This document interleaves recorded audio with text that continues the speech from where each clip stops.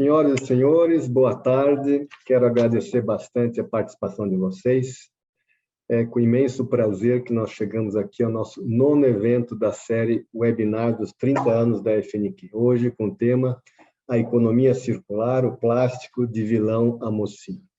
Falando um pouco da FNQ, a FNQ tem 30 anos de vida, ela foi fundada em 1991 por um grupo de 39 presidentes de empresas, com o intuito de fazer frente à abertura de mercado na época anunciada pelo presidente Collor. A nossa missão, preponderantemente, é evoluindo sempre na disseminação da gestão, né, e aplicação de práticas de qualidade de gestão, e hoje estamos na sua 21ª edição do MEG, que é o Modelo de Excelência de Gestão, que tem 8 fundamentos estratégicos. Os nossos serviços da FNQ são capacitação, diagnóstico assistido, publicações, melhores práticas e eventos, onde se encaixa esse webinar de hoje. E fazem parte da estratégia dessa fundação, como já comentei, melhorar a competitividade e eficácia das empresas no Brasil, sejam públicas, privadas, acadêmicas e assim por diante.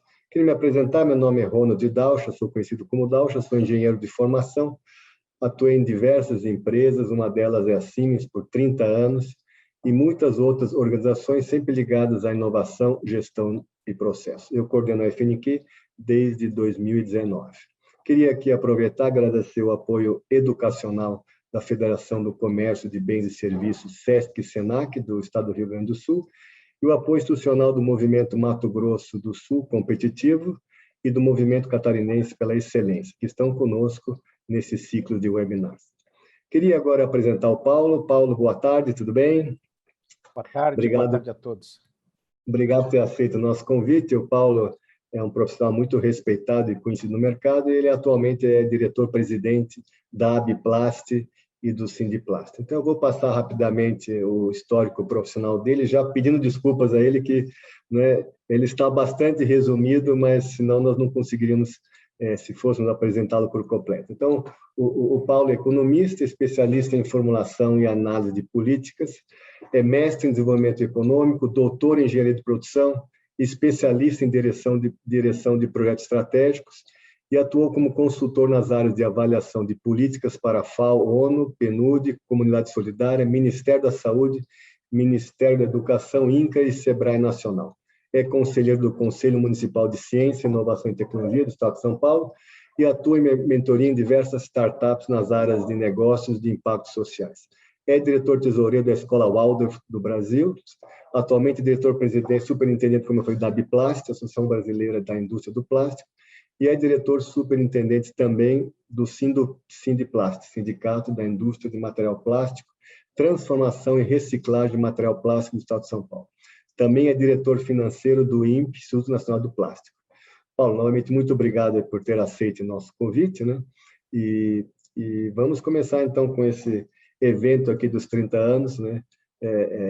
Que muito nos honra de ter vocês na tarde de hoje no tema tão importante. Então, antes de tudo, eu queria que você nos colocasse um pouco, falar um pouco da Abiplast, né? Para entender, né? A Abiplast, ela representa a indústria de transformação de plásticos, né? Ou as empresas que processam essa matéria-prima e as transformam em produtos, ou seja, garrafas, utensílios, assim. Então, é bom o pessoal entender, nem todos sabem, né, em que área a Abiplast atua. Bom, boa tarde a todos. Eu agradeço o convite aí, Daucha, e parabéns, 30 anos aí, não é qualquer instituição que tem essa perenidade aí. Bom, a Associação Brasileira da Indústria do Plástico, ela representa os fabricantes, né, que a gente chama de transformador plástico, são as empresas que compram resina, né, da petroquímica e transformam numa miríade de produtos aí que estão no mercado, ou seja, estamos em 99% da matriz insumo-produto tem produto plástico.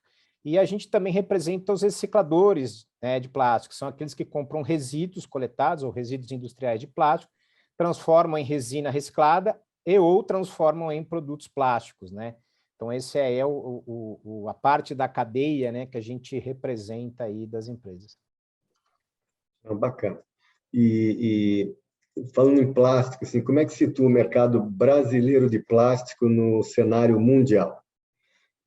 Bom, vamos lá. O mundo tem 360 mais ou menos milhões de toneladas de plástico fabricado no mundo, né? O Brasil está aí com 7 milhões anuais, né, de fabricação de plástico. Só para dar uma ideia, o Japão produz o dobro do que a gente numa superfície muito menor, né? Desses 360 milhões, 40% é produzido pela China. Só um pouco para dar a dimensão aí do que a gente representa desse mercado dos plásticos no mundo. Bastante. Eu tenho acompanhado assim a matéria-prima em si, né, do plástico. Minha pergunta, ele mudou ao longo do tempo. Não estou falando da necessidade de reciclar, mas a origem, a matéria-prima, ele dá para dizer que ele está mais ambientalmente correto ou isso não evoluiu ao longo dos anos? Né? Eu não estou falando da reciclagem em si, né, que ele não é degradável, mas mais esse aspecto aí da base dele. Basicamente, né, a matéria-prima utilizada são resinas petroquímicas, né? É óbvio que os processos petroquímicos se tornaram mais eficientes e mais ambientalmente corretos, vamos dizer assim, né? Se adaptaram às novas as tecnologias de emissão, etc. e tal, e isso vem mudando. Mas existem outras matérias-primas que vêm tomando lugar, né? Matérias-primas de origem vegetal, matérias-primas de origem, né, biodegradável, né, que a gente chama de bioplástico, né, que pode ser biodegradável, pode ser de fonte renovável. E o Brasil ainda é uma referência em bioplástico de fonte renovável, né? A gente tem um produtor nacional que produz resina oriunda da cana-de-açúcar, né? O que é uma diferença aí, que é que a base, embora não seja reciclável, mas é de fonte renovável, né? O que dá uma diferença, ou seja, dá um indicativo de quanto isso se transformou, né? Vem se transformando com essa preocupação de acompanhar as questões ambientais, né? Alternativas. Você falou em biodegradável, não sei se é isso, a gente ouvia faz um tempo atrás, talvez exista, mas que havia um plástico, né, que se desenvolveu plásticos que realmente se degradavam ao longo do tempo por completo, vamos dizer assim, né? Mas imagino que seja um problema também quando ele começa, né? Porque tem aplicações diferentes, eu não sei, isso é uma solução ainda utilizada ou se descartou? O setor do plástico, né, como eu falei no começo, ele está presente em diversas soluções, né? Então é importante a gente dar uma posicionada, né? O que eu quero degradar? Que produto eu preciso degradar, né? Ou que propriedade de degradação o produto precisa? Porque, por exemplo, se a gente pega plásticos que a gente chama de ciclo longo e ciclo médio, são plásticos que a gente quer que tenha uma durabilidade tendendo ao infinito, né? Então, peças de carro, de engenharia, né? Os materiais de construção que ficam dentro das paredes, ou enfim, a gente não gostaria que eles se degradassem tão fácil. E tem uma outra parte, que são os que a gente chama de ciclo curto, né? Que são as embalagens, né? E o single use, que esses sim teriam essa possibilidade de utilização de um plástico biodegradável em função da questão do descarte incorreto, que isso poderia ajudar. Mas vale a pena lembrar o seguinte, a biodegradação dos materiais se dá em condições muito específicas, né? Eu não posso, né, eu tenho que levar para uma usina de compostagem, por aí vai. Esses materiais também, né, existem uma série de alternativas que vêm sendo colocadas de biodegradação, mas assim, sempre tem a questão da escala, né, você tem também aditivos que são colocados, né, para ajudar na degradação, você tem algumas alternativas, né? Eu acho que tem aplicabilidade e tem algumas soluções que vêm saindo no mercado, sim, mas é muito pequena a produção de biodegradável no mundo todo, né?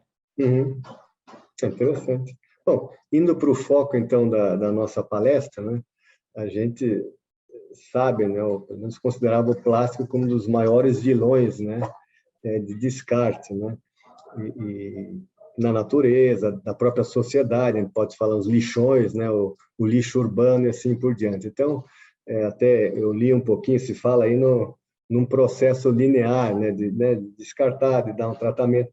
Agora, como é que se dá, então, qual que é o conceito atrás, né, dessa economia circular? Acho que é interessante, né, a gente começar nesse ponto. Sim, sim.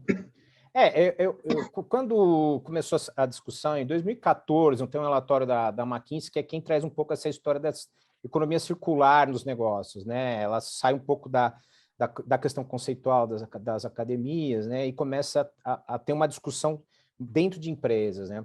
Até chegar na discussão da própria Fundação Ellen MacArthur, que levou essa primeira em Davos, no World Economic Forum, você tem aí um período em que você começa a discutir a questão da circularidade como um todo.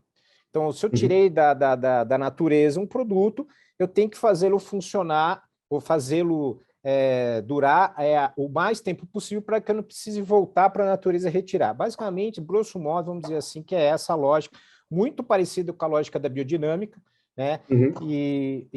Quando você olha até os ciclos da Fundação Ellen MacArthur, de um lado, que elas chamam de circularidade da natureza, é a agricultura, né? A questão da biodinâmica, né? Até do Rudolf Steiner, que tem a questão da antroposofia, e ligado a essa questão dos negócios.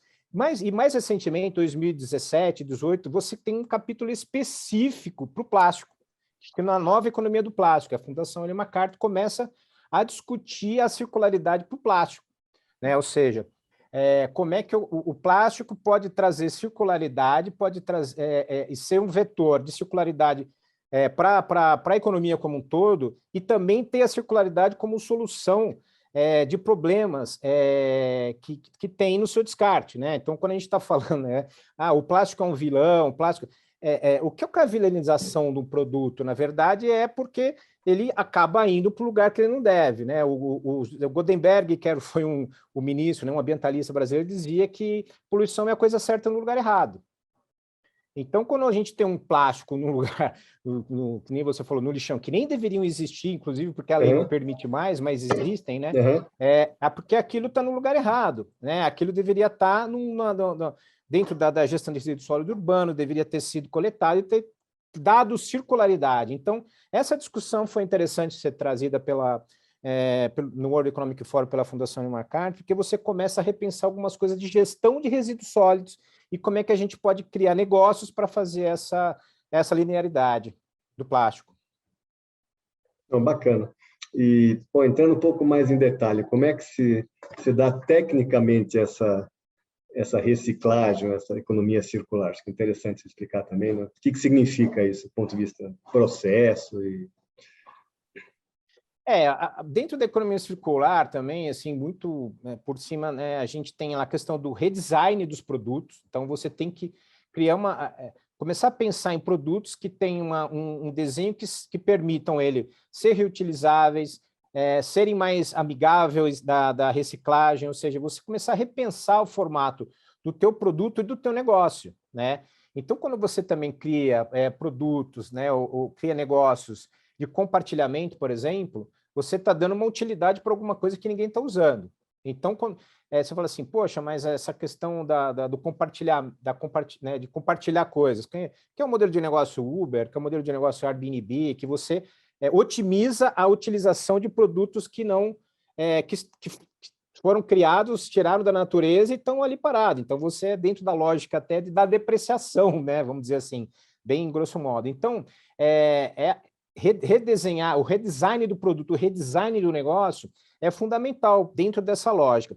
E a questão do reuso também, né? Você tem, por exemplo, já tem, né, modelos de negócio de celulares em que você vai modulando ele, vai trocando peças, né? Você não tem uma obsolescência programada. Isso não faz muito sentido ter obsolescência programada num modelo de circularidade, né?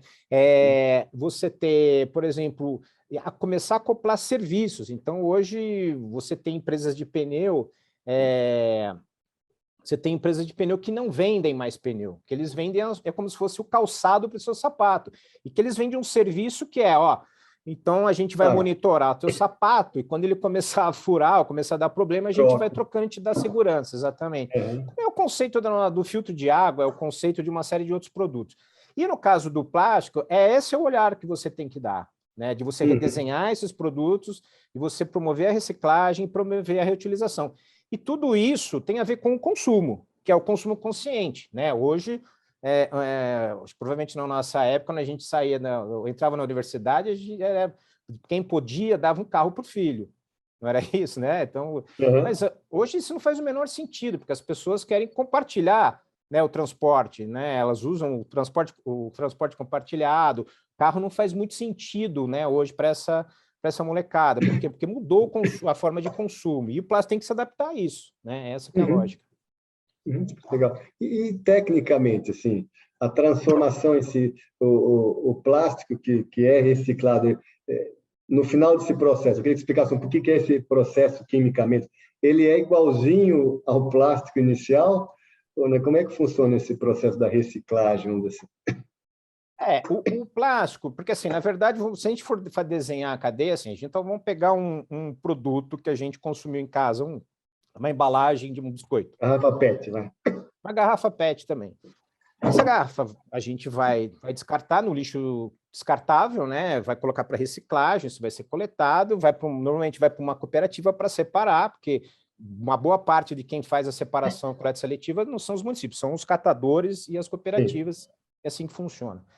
Isso vai ser separado, isso vai ser enfardado e vai ser vendido para uma empresa de reciclagem que vai comprar aquilo lá, vai lavar, fazer todo um processo e vai transformar isso novamente ou resina, ou vai transformar isso em um fio, etc. e tal, para usar em outras coisas. Você tem o processo garrafa a garrafa, né, que é usar a garrafa para fazer garrafa, e você tem o processo de uma garrafa virar outros produtos, né, que não seja a própria garrafa. Tá? Então, por exemplo, a camisa da seleção brasileira, em bons momentos, era feita de garrafa PET reciclada. Né? E a gente tem mais uma série de outros produtos que são feitos no caso do PET, né? Porque é muito utilizado também na confecção e para produtos.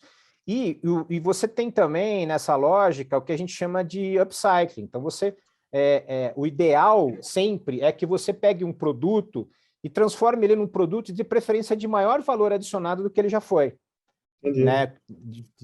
Claro, nem sempre é possível, porque às vezes na coleta seletiva o material pode ser contaminado, o material pode ser sujo, enfim, e você não consiga dar essa propriedade. Mas você tem hoje também outros produtos que você tem, que a gente chama aditivos, corretores, né, que são o que a gente chama de, nós vamos colocar, grosso modo, assim, temperos que você põe nesse plástico para que ele tenha várias propriedades. Então, hoje é muito utilizado em plástico de engenharia produtos reciclados, que atendem normas, que atendem normas técnicas, que atendem performance, que atendem uma série de requisitos técnicos, né, e de segurança, e que são materiais reciclados, mas que têm essa aditivação, ou tem um processamento diferente para poder atender essas lógicas aí.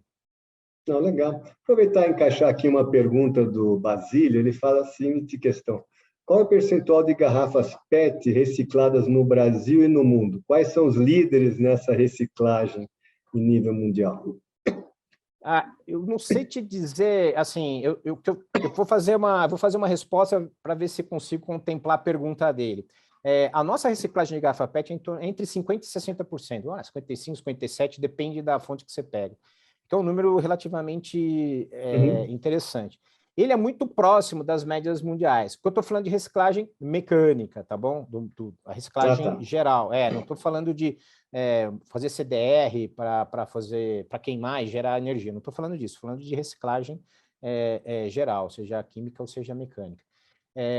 Você tem países que fazem mais do que isso, né? Porque tem a ver com a própria logística, tem a ver com o retorno. Mas é um número, assim, reciclagem mecânica no geral dos plásticos, vamos colocar assim, no mundo, né? O benchmark mundial é de 30%, 35% do que de embalagem, né, de reciclagem mecânica dos plásticos que é feito. Então, pois aí eu estou falando de PE, PP, todos os tipos de plástico que são pós-consumo, tá? No caso do PET, a gente não está muito fora dessa, eu não sei te dizer o benchmark internacional, mas eu posso te garantir que a gente, se for próximo de 60, benchmark, a gente está muito próximo disso. Então, legal. Aproveitando essa questão, não sei se pode falar em termos de balanço, né? Vamos falar agora em toneladas, acho que é melhor. Entre o plástico, que é, né, tentativa de reciclar, quanto ele consegue aproveitar isso como plástico? Imagino que seja muito menos, eu não sei qual que é a relação. Tá. Eu acho que tem assim, é legal trazer essa pergunta pelo seguinte, né? Às vezes a gente vê alguns estudos, algumas manifestações dizendo assim, a gente produz 7 milhões de plástico e só 10% disso é reciclado, né? Isso. Uhum. Exatamente. Aí, só que tem uma lógica, né? Desses 7 milhões, uma parte não volta para o mercado no mesmo ano. São plásticos de vida longa, né? Então, o trabalho que a gente faz aqui no Brasil e em outros lugares é quanto que a gente recicla do pós-consumo de embalagens, né? Embalagens e descartáveis, que é o que a gente usa no dia a dia, é o que vai para coleta, né? Porque, por exemplo, um cano, um para-choque de carro, todas essas coisas são de bem de consumo de longo prazo, e isso não vai para o lixo, né, doméstico, isso vai para outros lugares. Então a gente faz o quê? O cálculo que a gente faz aqui é de quanto a gente põe no mercado de embalagens e descartáveis, vamos dizer assim, que é single use, né, o nome, de quanto a gente recicla. Esse número é em torno de 25%, né, que são dos plásticos de vida curta, que é o número que a gente trabalha para poder atender ao Ministério do Meio Ambiente na Lei de Política Nacional de Resíduos Sólidos, né, ou dos Ministérios Públicos também, de Meio Ambiente. Então, esse é o indicador. Porque se a gente fala assim, mas a gente produz tudo isso, só reciclar isso dá 10%. Sim, mas tem esse monte de coisa que a gente não produz, né, para ser descartado. A gente produz para durar, né? Então, a lógica é diferente. Então, a gente tem esse é o olhar que a gente tem, né, dos 25%, que seja, hoje, de cada 4 embalagens que você descarta, uma a gente consegue reciclar. Por quê? Porque nem todo município tem coleta seletiva, né? Nem tudo que é coletado consegue ser vendido por questões de logística, por logística de escala, por uma série de motivos. Você tem também outras questões que às vezes é produto contaminado, ou seja, e você perde também nesse processo, né? Às vezes o que você consegue coletar, 30% você perde, né? Por má utilização, por mau enfardamento, ou seja, não é um processo eficiente, né? A gente está falando aí de cooperativas, e aí não é um problema dos catadores, é um problema do sistema, né? Problema da cadeia produtiva, né? Que tem que se organizar. Não, bacana. Eu vou pegar uma pergunta da Fernanda Batista Pereira, ela faz seguinte questões. Os resíduos desses químicos usados na reciclagem pressuponho que também sejam poluentes, correto? Há um estudo sobre o custo-benefício desse processo? Quando você faz a reciclagem, né, na verdade, assim, o que eu estou falando, quando eu falei de aditivos, assim, são aditivos que você tempera na massa, não tem assim. O ciclo de fabricação de plástico ele é circuito de água fechado, né? Quando você tem problemas com água na reciclagem, é quando você lava o resíduo que você comprou. Essa lavagem, né, é uma lavagem igual de casa, né? Porque esses produtos, mas o produto contaminado raramente vai para a cooperativa, né? O produto contaminado ou vai para um aterro ou vai para... Aí já muda, né? O nível dele, ele vai para ser enterrado em outro lugar, ele tem um outro controle. Os resíduos que a gente está falando do pós-consumo reciclado da nossa casa, quando ele chega na cooperativa, enfardado, quando ele chega da cooperativa para o reciclador, ele é lavado, né? Isso daí é filtrado, é uma água normal, ele é filetado, né? Ele é cortado, você passa no moinho, depois você faz a extrusão dele normal, e o que usa na água ali é para resfriar a máquina, né? Quando você vai fazer uma resina, né, e que você vai dar uma propriedade, é igual uma massa de pão, vamos dizer assim. Você vai derreter o resíduo, vai virar uma massa, você vai temperar com questão UV, coloração, etc. e tal, que são agentes inertes, né? Eu não posso colocar coisas que não são inertes dentro disso aí, e depois você extruda. Então, essa emissão química, ela quase não existe, né? Não tem na fabricação de resina e na fabricação de produto, né? Porque tudo que você aditivo plástico, né? São produtos inertes, né? E não tem vazamento, vamos dizer assim. Não, legal. Voltando a alguma coisa que você falou também do que é o circular, está claro que, assim, a economia circular não pressupõe que o plástico descartado volte para o mesmo setor, né, que gerou né, o descarte. Ele volta para outras aplicações. Se pudesse falar um pouco sobre isso, né, quer dizer, né, Sim. acho que é interessante, né? Talvez tenha essa ideia de que eu que fabrico garrafas PET, eu recebo de novo, né, a massa para fazer. Não é o caso sempre. Pode ser, né? Esse processo que a gente chama garrafa a garrafa, né? As empresas É. chamam bottle to bottle, que é mais chique, mas o garrafa a garrafa é isso. Eu pego a garrafa que eu coloquei e reciclo e ela volta a ser garrafa. Mas são processos muito certificados, né? Com um trabalho forte da Anvisa, né? Mundialmente reconhecido. Então, porque é um processo, não é um processo vamos dizer, não é um processo tradicional não, mas não, é um processo complexo. É um processo que exige Uhum. investimento, um processo que exige fiscalização, etc. e tal.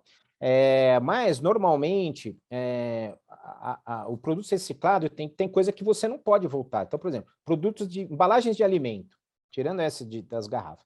Embalagem de Uhum. alimento, eu não posso usar produto reciclado na embalagem primária, porque a Anvisa tem uma regulamentação que não permite. Né?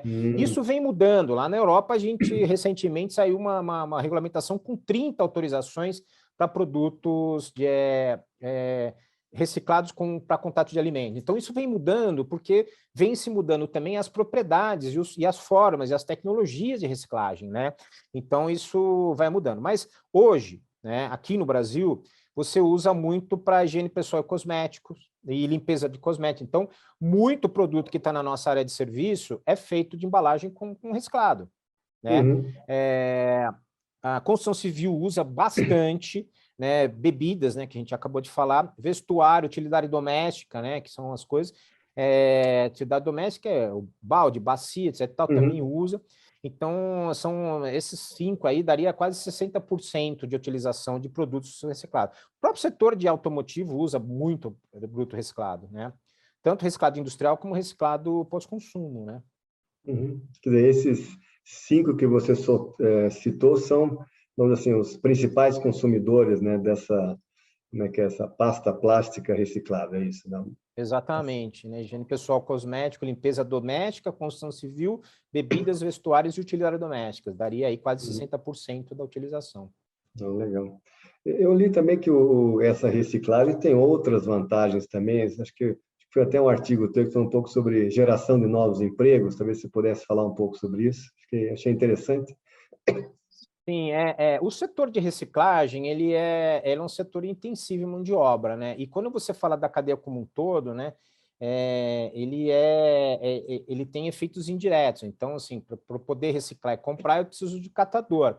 Então, a Uhum. partir do momento que eu começo a trazer isso daí, eu vou aumentando o número também de pessoas e de gente né, a montante da cadeia. Mas no próprio setor, ele é um setor que emprega muita gente. Assim, embora seja pequeno, né, nós estamos falando aí num setor que tem quase 10 mil pessoas empregadas, né? Para 1.000 empresas. Então, nós estamos falando aí de 10, na média de 10 funcionários por empresa, né? São Uhum. empresas, falando na média, né? Mas é um setor que vem crescendo. Até antes da pandemia, o setor de reciclagem de resíduo plástico estava crescendo quase 9% ao ano, né? Uhum. Porque você tem muita demanda. Então, assim, as grandes empresas, as grandes marcas têm impactos mundiais para inserirem produtos reciclados nos seus portfólios para atenderem metas, né, Uhum. cada vez mais agressivas de reutilização, de circularidade, né? Então, esse setor de reciclagem é fundamental, porque ele é a parte fundamental, o cara que compra o resíduo e transforma em resina. Né? Se ele não fizer isso, não tem ninguém que vai fazer. Né? E Uhum. o plástico é um dos únicos setores que tem isso. Ele não volta para a matéria-prima, né? Para quem fabrica matéria-prima. É. Você tem um outro cara ali que compra para poder fazer, né, Uhum.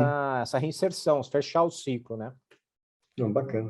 Tem a pergunta do Basílio, novamente, né? Não sei se você talvez saiba a resposta, mas como comparar a reciclabilidade do plástico em relação à do vidro e do papel? Bom, vamos lá. Quando a gente está falando de reciclabilidade, né? Então, assim, é difícil a gente falar de sucedâneo, né? Fica parecendo que a gente está fazendo uma competição. Mas, assim, O vidro, por questões de logística, ele tem uma certa complexidade para ser reciclado, né? Não sei te dizer o quanto de vidro é reciclado, não tenho esse número, mas, assim, por lógica, assim, as grandes vidrarias estão aqui no Sudeste e você tem consumo de vidro no Brasil inteiro. Mas, enfim, assim, o que eu estou falando é como é que o setor está organizado. No questão do papel e papelão, você tem agentes muito organizados que são os aparistas, né? Que, assim, isso aí você tem desde que a gente é moleque, você tem os caras que catam papelão, não é isso? Passavam aquelas carrocinhas, catando papelão, porque é um setor organizado.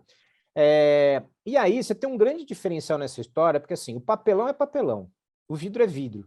E aí você tem os plásticos. Então você tem polietileno, polipropileno, PET, EPS, PS, então são diferentes plásticos, né? Quem recicla, né, um produto, às vezes não recicla o restante. Então ele só compra resíduo de PET. Quem recicla PET só compra PET. Não vai comprar PP, polipropileno, polietileno, não vai. Então você tem uma particularidade no mercado dos plásticos, que você tem você tem vários tipos de plásticos.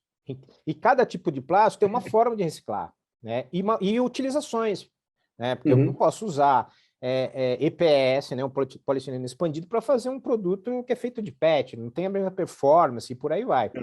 Então, tem essas dificuldades. É por isso que é difícil comparar com sucedâneos, né? O pessoal fala muito de latinha de alumínio, né? Ah, poxa, a latinha de alumínio. A latinha de alumínio, ela tem um modelo de negócio que, assim, você só implementa latinhas quando você tem o ciclo fechado de coleta, né? Isso é muito positivo.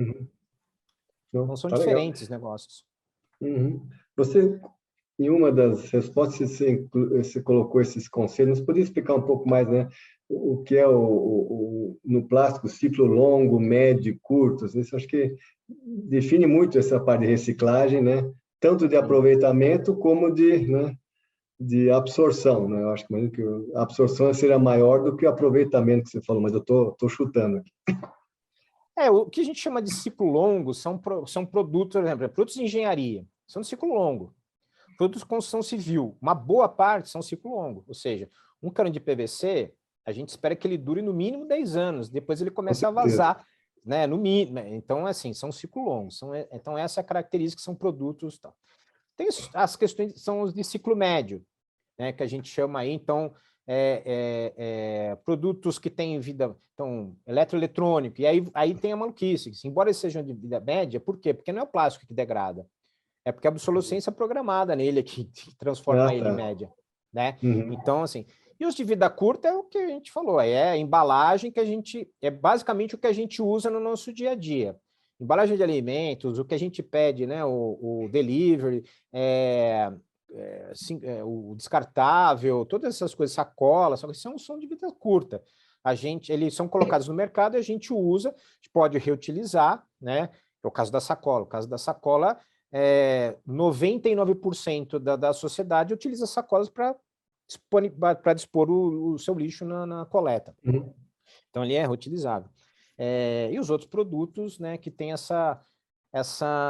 esse ciclo menor aí, né? Então, por exemplo, descartável. Descartável, você usa ele e o próprio nome já diz, você tem propriedades que ele cumpre, né? Mas ele é de vida curta, né? Não consigo deixar ele durando vários tempos, porque ele é feito para durar menos.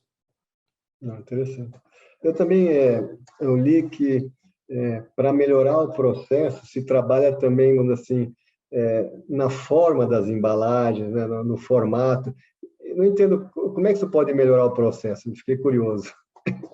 Quando vou te dar um exemplo aqui que foi muito interessante, que há um tempo atrás, uns 5, 6 anos atrás, a gente estava num seminário e aí estava alguém falando, nós precisamos diminuir, nós precisamos deixar nossas embalagens ambientalmente corretas. E alguém levantou a mão e falou assim, então você precisa avisar o teu comprador para pedir embalagens com menos cor, porque ele acabou de me encomendar uma embalagem com 11 cores. O que eu estou querendo dizer? Uma embalagem com 11 cores, na hora que eu for reciclar isso aí, ela não é amigável. E isso daí é fundamental. Então, essa questão do redesign que está sendo pensado é um pouco nisso, redesign para reciclabilidade também. Entendi. Então, inclusive, a gente tem um projeto que a gente fomentou aqui, que chama Rede para a Circularidade do Plástico, e ele está com um projeto que chama Retorna, né, junto com o CETEA, que é o Itaú, né, do Itaú, tal, que é analisar os tipos de combinações de embalagem de forma que elas sejam mais recicláveis possível. Muito naquela lógica do... Quando você compra algum produto de linha branca ou compra um carro, tem lá a eficiência energética deles, né? Do A até o E, né? E a lógica é muito parecida, né? Então, produtos ou seja, sem cor ou com mínimo de cor, sem misturar muito produtos e tal, ou seja, com grau de reciclabilidade alto, ele está perto do A. Produtos que têm uma dificuldade tem muita mistura, ele está perto do D, o do E ali. Só que no caso de reciclagem, é importante que a gente está fazendo é uma coisa que a gente tem que pensar o seguinte, que eu estava falando, a gente tem um problema logístico.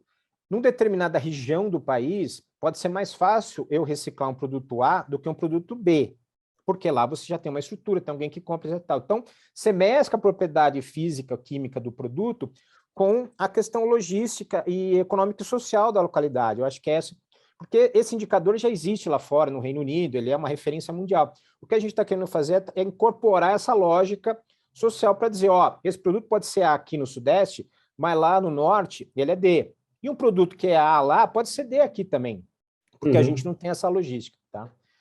É um pouco essa lógica aí. Bacana.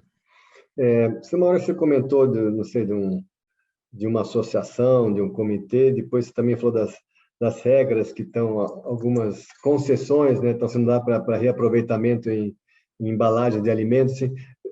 Fala um pouco assim, existem muitos comitês, pactos, assim, deve ter muito, né, muitas associações, regulamentações. É um setor, vamos dizer assim, pesado em termos de normas, de orientações, especificações, ou se autorregula? Assim, acho que é interessante explicar um pouco.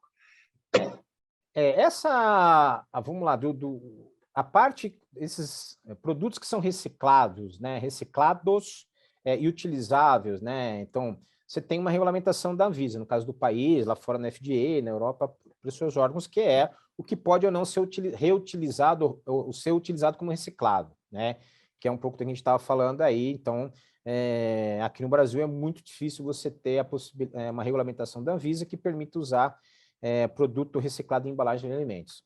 Então, isso aí já...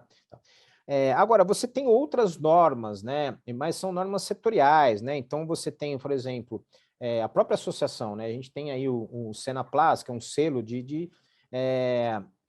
qualidade de resina reciclada, né? De performance que ela pode ter, de qualidade da resina, que ela atenda, que ela possa seguir parâmetros de norma técnica. Por exemplo, se uma montadora, uma empresa de engenharia compra uma resina reciclada, ela tem que ter garantido uma performance para não trincar, por exemplo, uma bomba de gasolina ou algum produto que seja de extrema segurança para um automóvel, para um caminhão, alguma coisa assim. Então, isso é uma regulamentação que a gente tem que é interna, né? Mas que é utilizada aí. Você tem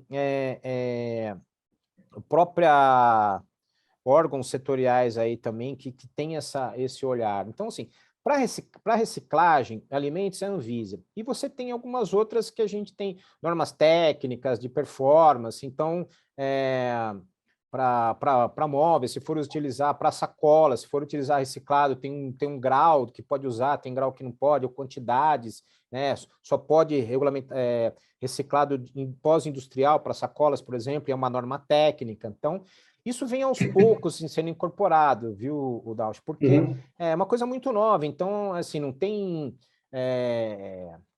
norma técnica específica de performance para reciclado. Você tem normas mais gerais e que o reciclado tem que respeitar aquela performance, né? Então, é isso que a gente trabalha para respeitar. Legal. Nessa linha um pouco, a Vera pergunta aqui, como os órgãos públicos poderiam aplicar um processo para reciclagem do plástico? Se é que já não existem projetos. Olha, Vera, né? A Vera, tem um Vera. monte de projeto de reciclagem, né? Eu acho que assim, o que a gente, eu acho que se for pensar em poder público, é até um projeto que a gente tem com a Agência Brasileira de Desenvolvimento Industrial, né? que é um estudo que a gente está fazendo e está para entregar mais um mês, dois, em que a gente fez um benchmark no mundo de como é que são as melhores práticas para a gestão de resíduos sólidos urbanos. E como é que a gente pode, como setor privado, ajudar a mudar o modelo de negócio das prefeituras de forma que isso tenha maior produtividade, que a gente evite que isso seja aterrado, porque cada vez que aterra, a prefeitura paga, é como se fosse um aluguel do terreno do aterro, né? Então, se ela está usando esse dinheiro para aterrar, ela poderia estar vendendo esse resíduo e usar esse recurso para gastar em educação, saúde ou qualquer outra rubrica que ela acha interessante. Então, acho que respondendo, assim, pensando na questão pública, eu acho que não é só público, acho que talvez se a gente conseguisse pensar em alguma coisa público e privado, né, que o próprio marco legal do saneamento prevê, né, que na gestão você começa a ter o setor privado junto com o setor público, eu acho que seria uma outra forma, uma solução diferente, né, que a gente pudesse dar um olhar diferente para as prefeituras, para a gestão de resíduos sólidos urbanos. Não, bacana. O Marcelo Ferraz fala de um conceito que eu não conhecia, ele fala assim, o conceito de PFANT, que se baseia na remuneração de garrafas retornadas em contentores especiais em grandes lojas na Alemanha, não seria aplicável como algo parecido no Brasil? Esse é o que a gente tem, o que a gente, inclusive, só para esse modelo que a gente está falando, que eu acabei de falar nesse projeto, ele prevê isso, que é uma coisa que é o cashback. Tá. Então, qualquer resíduo, você pode fazer cashback, né? Porque assim, você está na sua casa, o que faz uma pessoa, né, um cidadão, recolher o seu resíduo e dispensá-lo de forma correta? Se não for pela própria consciência, né? Então, aí você tem o que, né, que a gente chama que é o cenoura ou chicote, né, que é o conceito de ciência política. Eu acho que, assim, o chicote, tudo bem, as taxas, igual a gente já teve em São Paulo, taxa do lixo, que você mobiliza as pessoas a irem levar nos PEVs para não ter acúmulo de lixo e não serem taxados. Mas você tem também a cenoura, que acho que o conceito de cashback é muito bem-vindo. Agora, isso tem que ser pensado pelo seguinte, a gente tem um problema que é a cadeia, como um todo. Quando eu coloco um negócio desse em algum lugar, no supermercado, eu vou colocar todas as PETs, resolver, eu vou precisar de gente passando lá, vou precisar disponibilizar isso em alguma cooperativa, tem que ter um arranjo nessa cadeia. E eu vou dar um exemplo de uma coisa.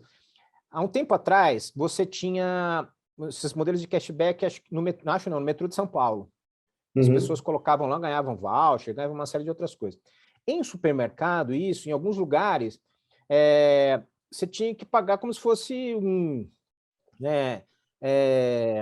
como se fosse uma exposição, né? O cara te bilava, né? O cara te cobrava um aluguel.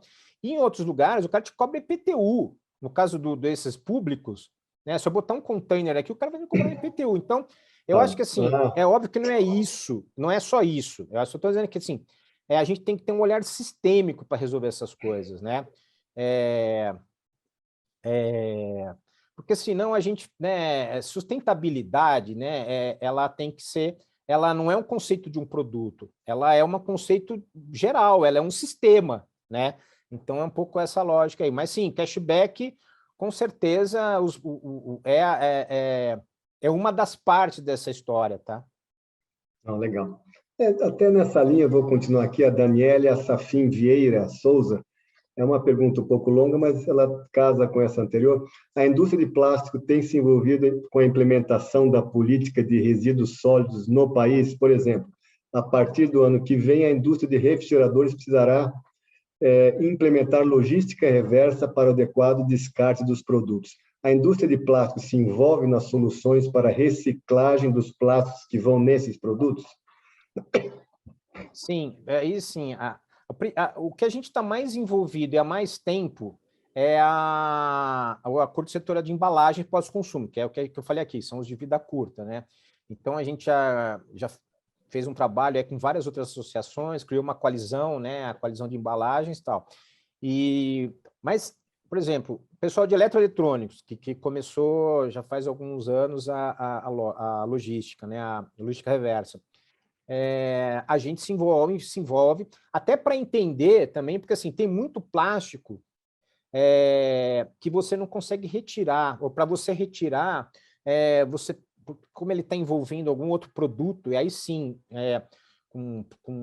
que pode ter emissão, por exemplo, se eu tiro uma placa de plástico e depois o que tem lá dentro é um negócio que eu não sei onde descarto, eu não sei descartar, eu não consigo descartar, que é um metal, é outro produto que eu não consigo, isso torna inviável. Então, quando foi feito o acordo de logística reversa de eletroeletrônico, por exemplo, a gente participou nessa parte técnica de entender e quais seriam as soluções e como é que seria a melhor forma de descarte, né, a melhor forma de desacoplar e o que poderia ser feito. E nesse caso é a mesma coisa, né, com o pessoal da Eletros, essa discussão de como é que a gente...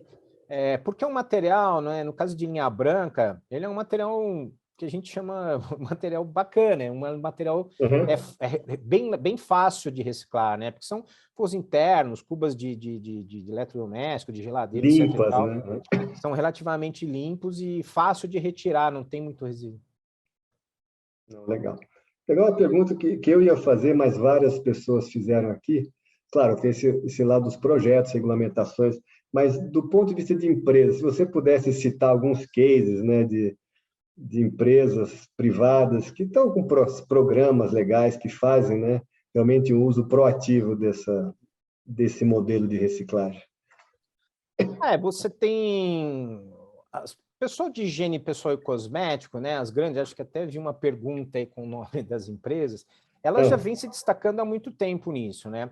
E as grandes marcas de bens de consumo, né, aí não vou falar nomes aqui, mas enfim, que a gente conhece, elas têm seus programas, né, de reciclagem, etc. e tal, e de destinação, né? Então, elas já vêm trabalhando. Então, essas que estão no chat, as outras de alimentos, já têm um trabalho muito forte, até exatamente por isso.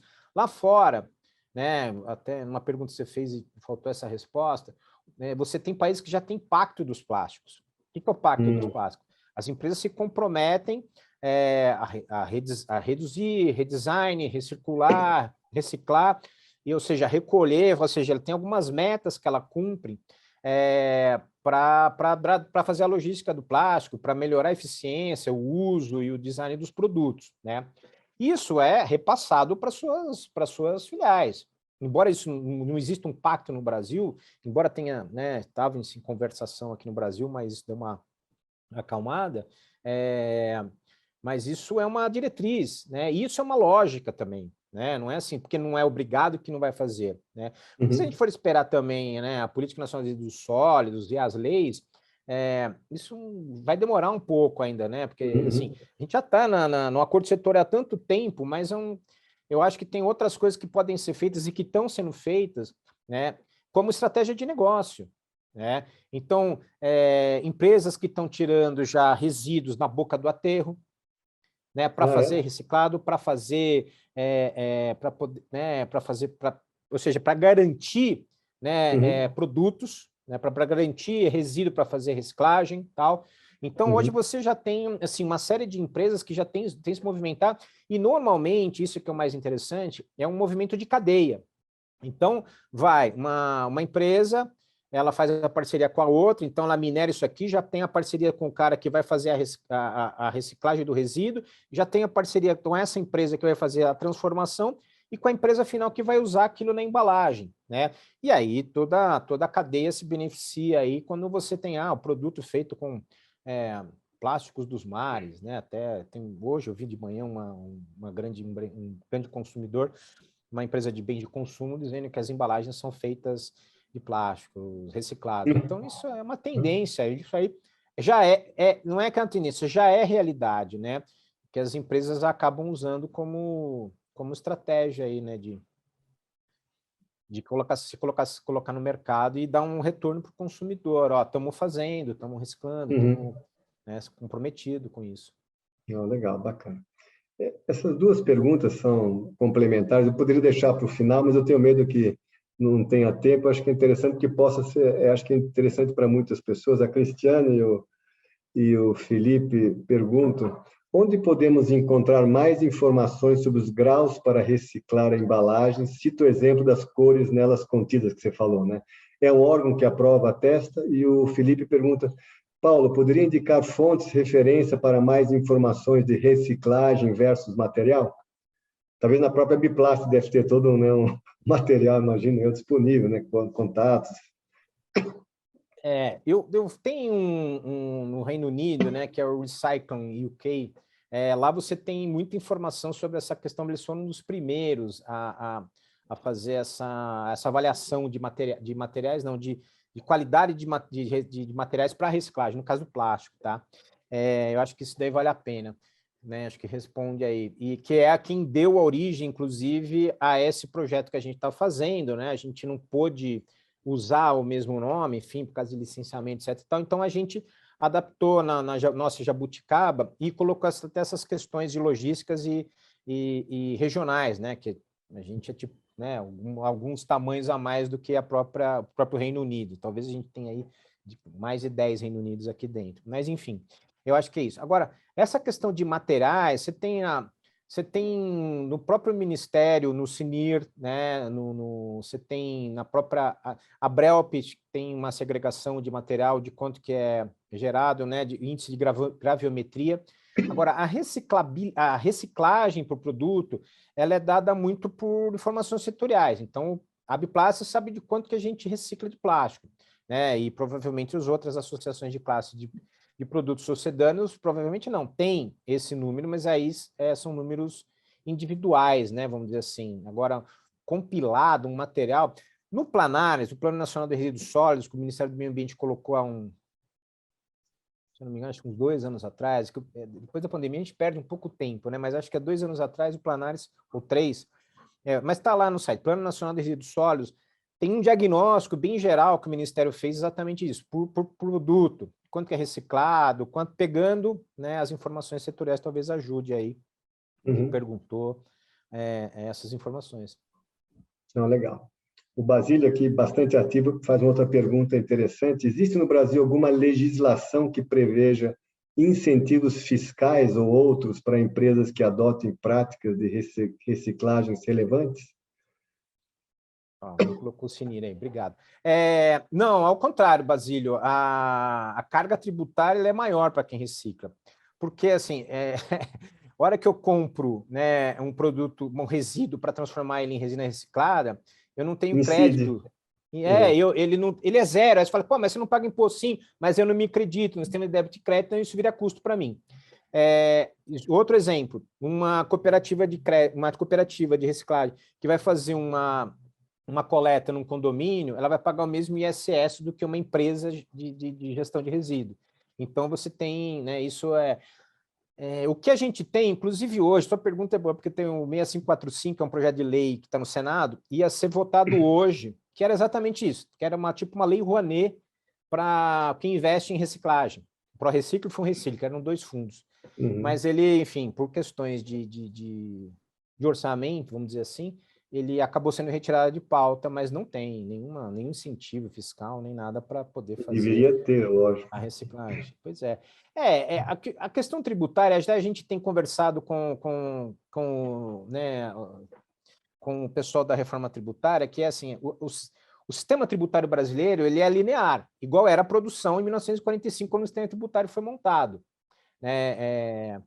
45 não, né? 65, né? O bulhões e tal. Então, assim, cara, ele era linear, o sistema tributário é linear. Hoje, a gente tem um sistema circular. O resíduo não é mais descartado, não, ele volta, etc. e tal. E o sistema tributário é como? Continua linear. Então, a gente precisa mudar também o sistema tributário, né? De forma que ele acompanhe o ciclo produtivo. Se a gente quer um ciclo produtivo linear, a gente precisa também um ciclo tributário linear, senão eles ficam anacrônicos, né? Exatamente. Bacana. Eu vou fazer 2 perguntas também complementares, uma minha e do Jairo. O tema do conceito ESG, você conhece bem, né? Environment, Social and Governance, que hoje é um modelo muito utilizado, cria indicadores até para dar segurança para investidores e acionistas, né? Então, a contribuição, né, ao ESG, imagino que sejam 2, não sei, o environment, né, e o social, não sei porque, pelo que você falou, a indústria de plástico é uma das mais emprega no Brasil, né? Então, poderia também ter uma ação no S, não sei se você quer comentar alguma coisa nesse sentido. Assim, até por necessidade, eu acho que é isso. Assim, como a gente tem uma mão de obra qualificada, a gente, claro, o turnover é uma das piores coisas que a gente tem na nossa produção. Então, já tem um trabalho. Eu vou te dar um exemplo, assim, a Comissão Coletiva de Segurança do Trabalho de São Paulo uma das pioneiras, uma das melhores da indústria. Inclusive, foi copiada pelo próprio setor metalúrgico. Né? Ou seja, porque ela previa segurança, selo de segurança, né, de segurança do trabalho, né? Por quê? Porque é importantíssimo isso dentro da nossa lógica. Aí você fala assim, pô, mas o que isso tem a ver? Isso tem tudo a ver. Segurança do trabalho, né, e isso é fundamental. E mais recentemente, você já tem algumas empresas, né, não é, assim, acompanha a lógica do mercado, com políticas de inclusão, com políticas de olhar diferenciado, né, um olhar inclusivo, não é diferenciado, é um olhar inclusivo, né, exatamente. Mas é tudo muito novo ainda, né? Isso é uma coisa que não acho que vem chegando forte. Eu acho que isso ainda tem muito a caminhar, sim. Bacana. Eu vou terminar com uma pergunta interessante do Jairo, é uma pergunta para reflexão, tá? E espero que a gente coloque numa saia justa, tá, Paulo? Mas eu vou lê-la, tá? As iniciativas de âmbito mundial são suficientes para estancar a destruição do planeta e dos seres vivos? Quantas das ações são greenwashing? Boa pergunta, porque eu acho que, assim, enquanto a gente ficar pensando que o problema da gente é único e exclusivamente um produto, né, a gente se esquece de vários outros. Está falando, sustentabilidade é um sistema, né? Então, eu dou o exemplo seguinte: quando a gente teve na COP, na última COP, você tinha quase nenhuma mesa falando de plástico. Todas elas estavam, uma boa parte, falando sobre a questão da pesca nos mares, a questão dos resíduos de pescas nos mares, né? Então, ou seja, você tem questões que são... Não estou falando que não tem problema no plástico, claro que tem, né? Eu acho que a gente tem coisas para resolver e estamos no caminho para resolver. Mas você tem coisas muito mais graves, né? Tem um documentário, aí a Patrícia me falou né, de citar alguma coisa, que chama Seaspiracy, né? Sears de mar, conspiração no mar, vamos dizer assim. Em que exatamente isso, o cara entra nessa e fala assim, pô, eu sempre fui colocado essa questão de ver o plástico no mar, eu fui militante, deixei de consumir, né, e fui atrás de ver o que estava acontecendo. E aí, a hora que ele vê lá, é assim, pô, o problema do mar é a pesca, que é um negócio avassalador, é gigantesco, né? Então, tem até uma entrevista do Amir Klink com o Marcelo Taz, que está rolando na internet, e ele pergunta, e ele fala, cara, o problema não é esse, o problema é um negócio sistêmico, a gente está acabando com o universo, né? E aí tem a questão da sustentabilidade, né? Quando eu troco um produto por outro, pode ser que eu esteja trocando por um produto que tem muito mais emissão de gás efeito estufa do que aquele que eu estou tentando... anterior, né?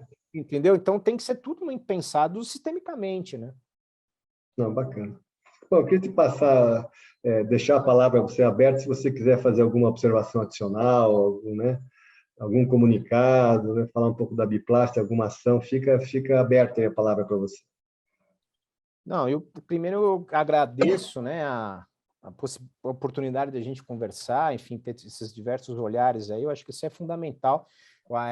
O setor do plástico tem, assim, mundial, tá? Não é só no Brasil, ele tem pecado por essa questão de não informar, ou assim, de trazer a informação para a sociedade do que efetivamente está acontecendo, do que ele está fazendo, do que ele pode fazer, e você perde a oportunidade de construir junto, né? Então, isso é uma coisa importante a gente enaltecer, ter esse espaço para a gente debater.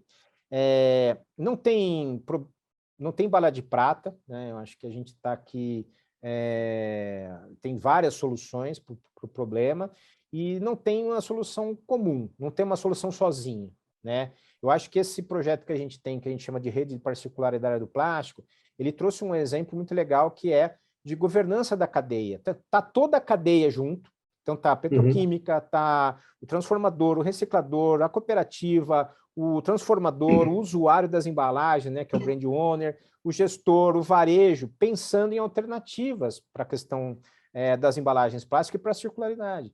Porque não adianta a gente que vende embalagem, pensar numa solução completamente desconexa do resto da cadeia. Então, é o mundo do compartilhamento, né? Hoje ninguém faz nada sozinho, então acho que essa é a ideia, né? Acho que a gente está num momento aí de construir coisas, a sociedade está aberta, eu acho que até, né, o Open Innovation, né, na verdade, é o Open Realization, né? Acho que é a realização aberta. Quanto mais gente junto, a gente consegue dar um caminho, né? Então, acho que é isso daí que eu queria trazer e agradecer mais uma vez aí a audiência, todo mundo que está participando. Né? Inclusive, a gente vai te mandar, se me permitir, né, as perguntas, várias foram respondidas aqui, mas, né, se você possivelmente pudesse responder, seria bacana para nós, né, nem todos podia atender, eu peço até desculpas. E queria agradecer para você, Paulo, né, você ter aceitado, né, ter contribuído conosco, né, aqui. Eu acho que é importante essa visão, né, que nem todo mundo tem, né, tudo que se faz, toda a preocupação que existe, todos os processos, né, para trabalhar num ciclo aí de reciclagem positiva. Acho que foi muito importante. Queria agradecer de novo aí o apoio educacional do SESC, do SENAI, do apoio institucional do MS Competitivo, do Excelência Santa Catarina, e finalizar informando que nós vamos ter os próximos 3 webinars, já estão fechados. Dia 4 de novembro vai ser com a Heloísa Menezes, vai falar sobre o processo da transição para uma economia digital. O Antônio Lacerda, sobre a política econômica na inovação e desenvolvimento, e Yuri Alencar, falando sobre terras raras. Terras raras, talvez poucos saibam, nós no Brasil temos a segunda maior reserva de terras raras, né, do mundo, e tem uma aplicação enorme, né, na indústria eletrônica e em outras mais específicas. Então, vamos mandar os convites também, gostaríamos muito da participação de todos vocês. Bom, queria terminar aqui agradecendo realmente a todos, espero que tenham gostado, né?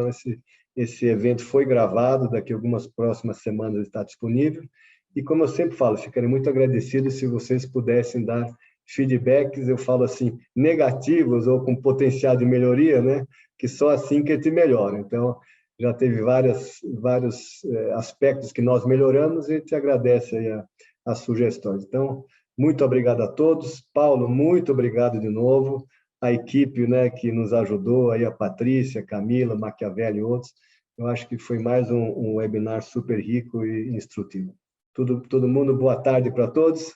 Muito obrigado e até a próxima. Tchau, Paulo. Obrigado. Tchau.